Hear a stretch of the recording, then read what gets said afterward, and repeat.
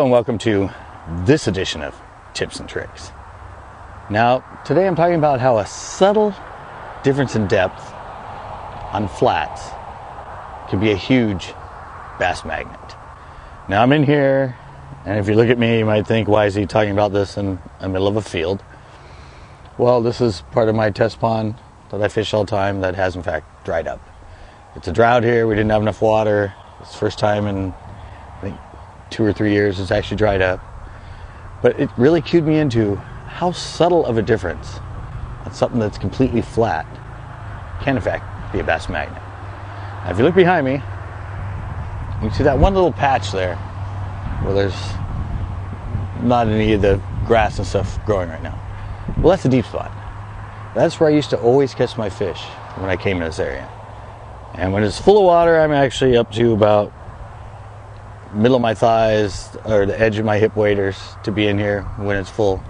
But I always caught my fish against that line of reeds, right there and right around the corner. And for some reason, I just knew it was deeper. Then when it dried up, I came in here and I went, oh my God, that's the difference? I mean, most people talk about 1 foot, 2 foot, or even 6 inches. But I took some pictures and I'll show you one of them now. You can see that that's only like 2 or 3 inches deeper.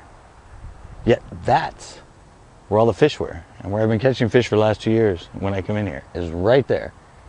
And I think some of it has to do because the wind usually blows this way and it might create some sort of current.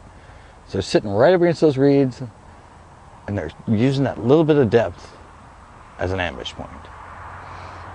Now the fact is, on your electronics and most flats and all that, you probably would go right over something that's only 2 or 3 inches.